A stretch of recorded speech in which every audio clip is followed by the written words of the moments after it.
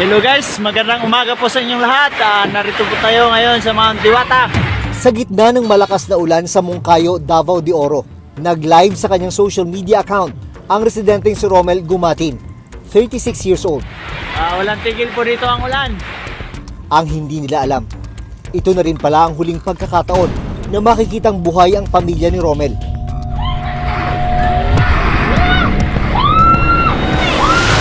Ilang sandali lang kasi, biglang gumuho ang bundok.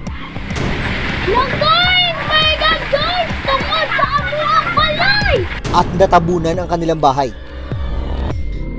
Nakunan din ng video ni Aling Virginia ang malakas na pag-ulan sa lugar. Sa kasamaang palad, kasama sila sa natabunan ng buho. Hinukay po ng rescuer, ma'am. Nabasag yung panga niya, ma'am. Balik-balik lahat ng buto, ma'am. Buhi oh.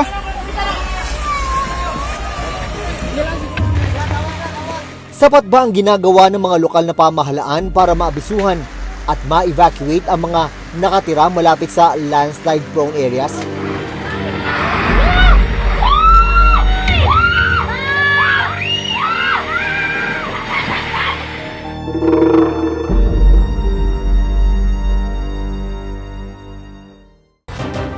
Nagmahal, nasaktan, pero nang makipaghiwalay, ipinakalat ang kanyang masiselang larawan at video online.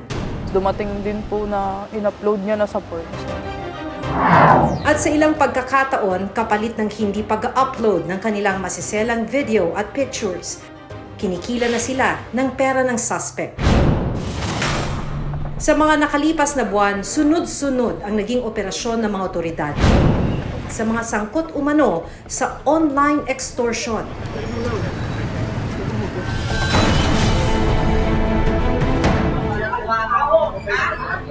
Napastos ko ang katawang na lang ko! Ha? Anong ginawa mo? Sa mga kaibigan ko sa Facebook, nagsesend ka ng mga picture ng anak ko! Baka walang hiya mo! Tawag ang tinanggap namin! Ano ang ginagawa ng mga otoridad para mapigilan ang pambibiktima ng mga sangkot sa ganitong modus?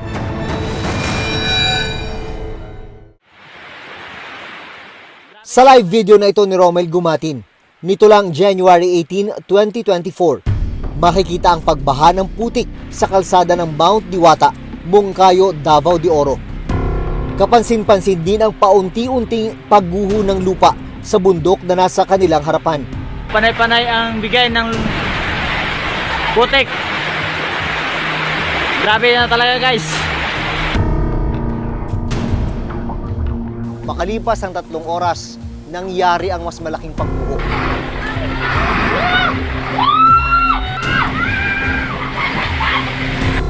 Natabunan ang kanyang bahay. Nasawi si Romel, kanyang asawa, 5 anak, 4 na kapitbahay.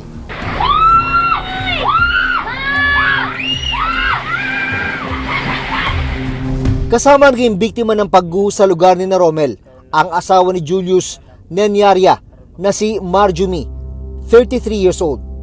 Kwento ni Julius, bago nagpunta sa bahay ni Romel, nakapag-live rin ng online si Marjorie nang nangyayaring pag-ulan sa kanilang lugar. Isang prayer meeting daw ang pakay ni Marjorie sa pagpunta kina Romel. Nanalangin na, tapos naghawak kamay, patapos na niya, doon pa din ang sakuna nangyari sa oras na yon. Kaya wala talagang nakakalabas. Agad na tumakbo si Julius sa pinangyarihan ng landslide. Tingin ko talaga sa bahay, wala na talagang natira kahit bubong, wala nang makita. Iyak na lang ako ng iyak. Si Julius ang nakakita sa katawan ni Catherine, asawa ni Romel, at sa isa sa 5 mga bata. Si Julius din ang nakahukay sa katawan ng kanyang asawang si Marjorie. Nakita ko yung paa niya Nandito pa nga yung bracelet ng sa paa niya. Yung iba ma'am, rescuer na yon kasi wala na. Ang tabo nila malalim na. Landslide prone ang lugar ni Romel. Ang tanong, naabisuhan ba ang mga residente sa posibleng pagguho ng lupa na dala ng sunod-sunod na pag-ulan sa lugar?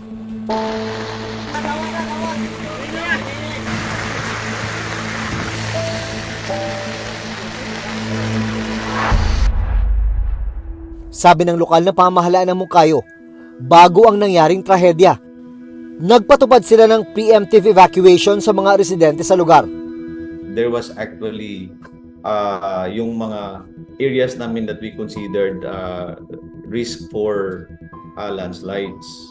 So specifically at Mount Diwata, we had been monitoring the area since pa naman. No? 2 days before, nagpalabas na tayo ng preemptive evacuation kasi we foresee the risk of landslide. We did a forced evacuation. No? The particular area kung saan may landslide was actually cleared. Yung iba lang talagang individuals was bumalik for some reasons. Dagdag pa nila, wala raw dapat na nakatira sa may Mount Diwata. Mount Diwata was declared actually na no habitation. Nagiging problema namin kasi andun yung kabuhayan nila. Most of them are minors.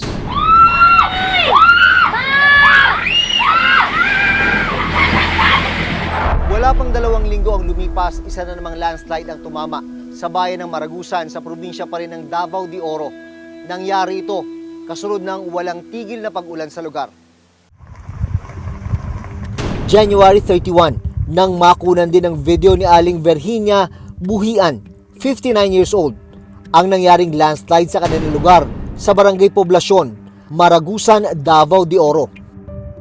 Nag-iimpake na rin ang gamit sina Aling Virginia kasama ang kanyang kinakasamang si Felipe Resina para sana lumikas.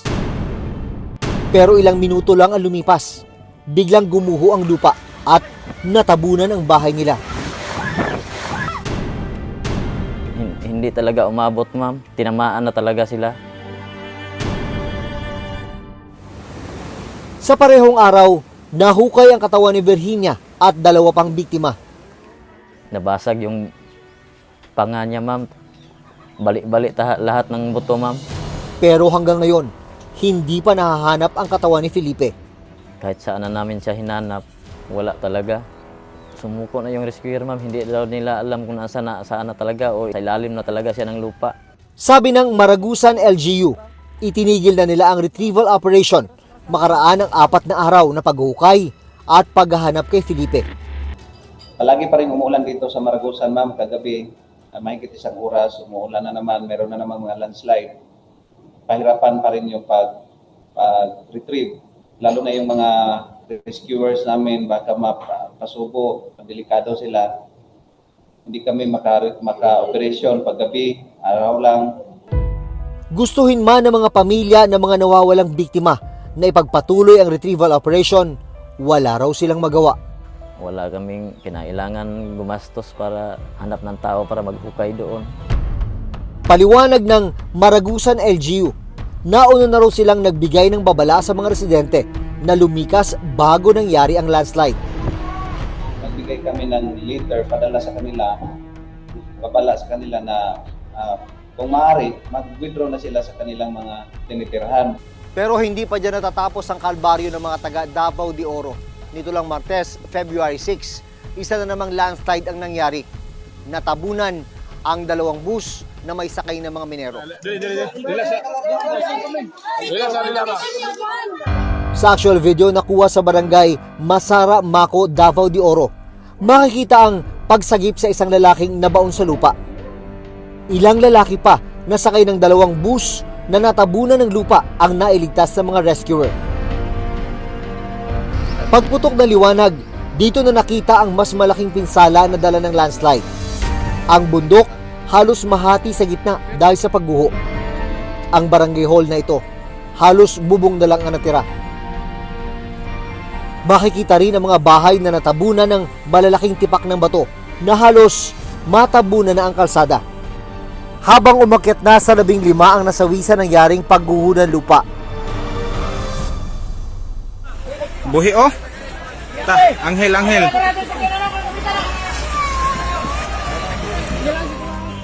Isang 4 na taon at 2 buwang gulang na sanggol ang nailigtas pa ng mga rescuer 3 araw makalipas ang landslide.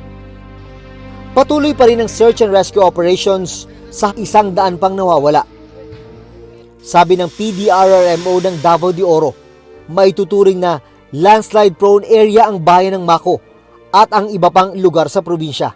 So, yun yung isa sa aming challenge actually because geographically, ganun talaga ang aming probinsya in terms of our locations no, ng mga lugar na yon. Nasa mga mountainous locations po. Paliwanag din nila, ang sunod-sunod na pag-ulan dala ng masamang panahon ang dahilan ng pagguho ng lupa sa mga lugar na ito. We were able to experience the shear line affecting the province of Davao de Oro. We were affected by the trough of low pressure area, which still affects our 11 municipalities in the province of Davao de Oro. Yung portion ng mundo, pag tumama doon sa mainit na hangin, nagkakaroon to ng boundary na kung saan nagkakaroon ng mga kaulapan na pwedeng magdulot ng mga pag-ulan. Sa kabuuan, umabot na sa mahigit 50,000 na pamilya ang naapektuhan sa Davao de Oro dahil sa mga sunod-sunod na landslide. We are trying to reach as far as areas that are not reachable. Mayroon kasing mga ilang mga areas na isolated. So sa ngayon, massive po yung ating relief distribution. Habang mahigit 30 naman ang nasawi sa magkakasunod na trahedya. Ang tanong, ano ang ginagawa ng lokal na pamahalaan para maiwasan pa ang ganitong insidente? Importante lang naman dito is really to maintain the safety of everyone. That whenever there are alerts or warnings, they really have to comply. Hindi na bago sa atin ang mga sakunang dala ng kalikasan. Sa mga panahong kaligtasan at buhay na ang nakataya, mahalagang sumunod sa mga babala ng mga kinauukulan. At dapat rin na istriktong ipatupad ng pamahalaan ang mga panuntunan, lalo na sa mga landslide-prone areas, at idika sa mga residente bago pa mangyari ang sakuna.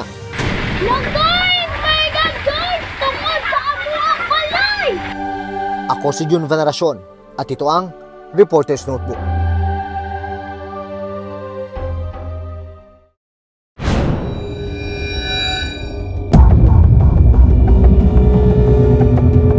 Inabuso, sinaktan, at paulit-ulit na pinagbantaan. Ganito ang sinapit ni Hazel, hindi niya tunay na pangalan, sa kamay ng kanyang ex-boyfriend na itatago namin sa pangalang Andre. Pag nagagalit siya, konting bagay na hindi ko nasusunod. Ano po, may suntok na.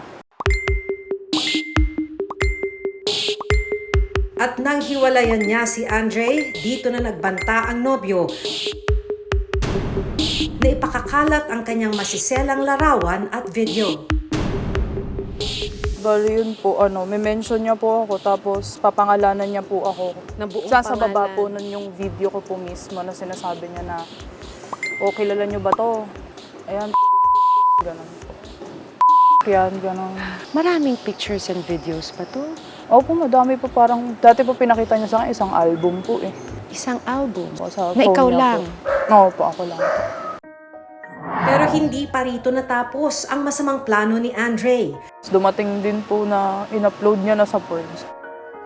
Ang mga sensitibong larawan at video ni Hazel, pinagkakitaan pa ni Andre.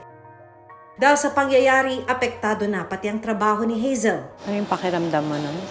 Ano po, parang maliit po talaga yung tingin ko sa sarili ko. Iniiyak mo na lang yan nun? Oo po, halos parang gabi-gabi, madaling araw.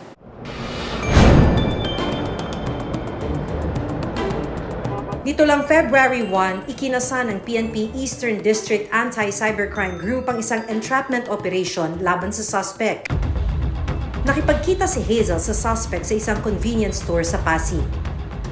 Makikita sa video na kinakausap ng biktima ang suspect. Maya-maya pa, sinubukan ni Hazel na tingnan ang kanyang masiselang larawan at video sa cellphone ng suspect. At nang makumpirma, inilugay ni Hazel ang kanyang buhok na naging hudyat sa pagdakip kay Andre.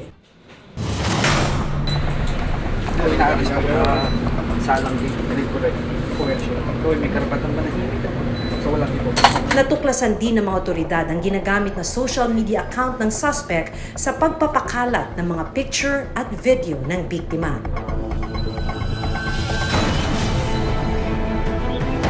Hindi naman napigilan ng pamilya ni Hazel ang galit sa ginawa ng suspect. Pinapastos mo ang anak ko! Ha? Anong ginawa mo? Sa mga kaibigan ko sa Facebook, nagsesend ka ng mga picture ng anak ko! Baka walang hiya mo! Tawag ang tinanggap namin! Nakakulong pa rin ang suspect at nahaharap ngayon sa patong-patong na kaso. Violation against women and children dahil sa kanyang pananakit kay Hazel, paglabag sa Anti-Photo and Video Voyeurism Act, grave coercion at paglabag sa Cybercrime Prevention Act. Cybercrime, always 6 to 12 years yan, never below. Kasi mas mataas kami lagi ng 1 degree. Huli rin sa isang entrapment operation ng isa pang suspect sa online extortion sa isang LGBTQ+ member na si Ray, hindi niya tunay na pangalan. Kwento ni Ray, nakilala niya ang suspect matapos siyang i-add sa kanyang social media account. Siya yung parang nagsabi na, "Hi, let's meet up." Kasi I was surprised kasi hindi ka na, usually gay people will do that first. It's surprising na siya yung nauna. Matapos ang pag-uusap online, agad daw nilang napagkasunduan na magkita sa isang hotel.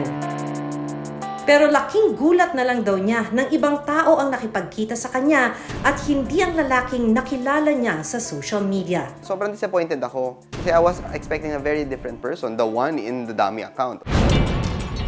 Pero naging mapilit daw ang lalaki at niyaya siyang makipagtalik. Ang hindi alam ni Ray, kinukuna na pala siya ng video ng lalaki. Sabi niya gano'n, nanonood lang ako ng porn para mas ma-stimulate ako. Kasi nga straight siya eh.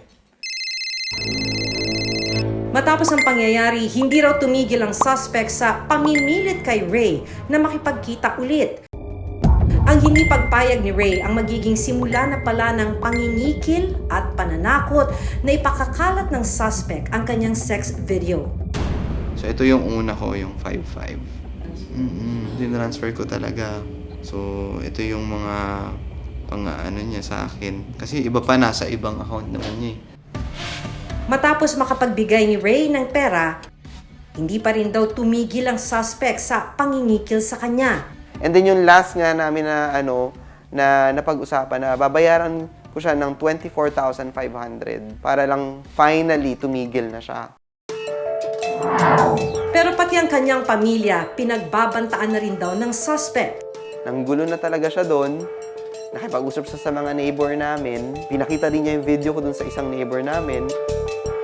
Umabot ng mahigit 35,000 pesos ang naibigay niya sa suspect. Pero yung nakita ko na ang potential na saktan nila yung nanay ko emotionally or maybe physically dahil papasukin nila yung bahay, that gives me a lot of anxiety.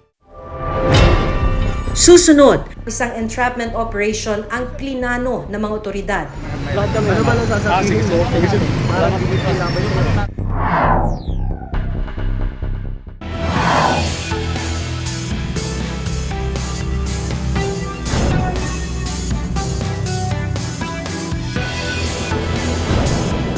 Nitong January 24, isang entrapment operation ang plinano ng mga otoridad.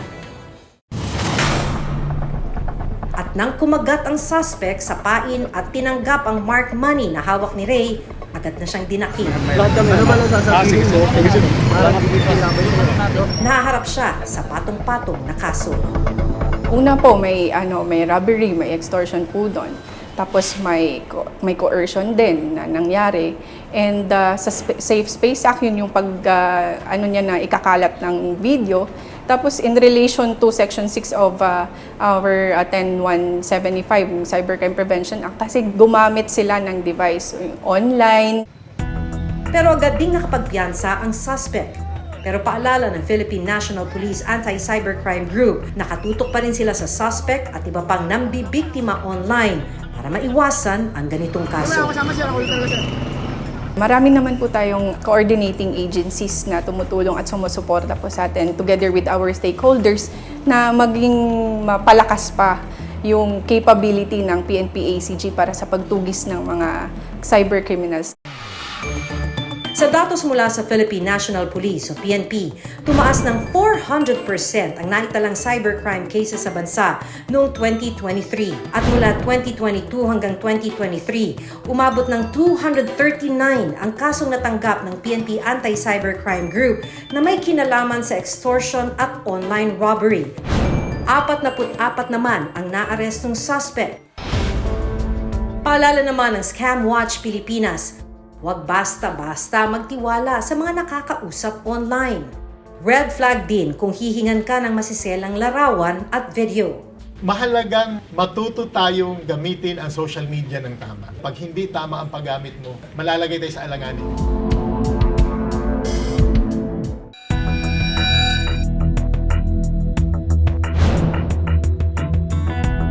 Nagkabastos ko, anak na anak ko! Ha? Anong ginawa mo? Sa mga kaibigan ko sa Facebook, nagsesend ka ng mga picture ng anak ko! Sa patuloy na pagtaas ng cybercrime cases sa bansa, kailangang mapalakas at mapadali ang sistema ng pagsusumbong at makaagapay ang mga otoridad sa bagong teknolohiya para mas mabilis na matulungan ang mga biktima. Sakaling mabiktima ng anumang cybercrime-related cases, humingi agad ng tulong sa mga otoridad.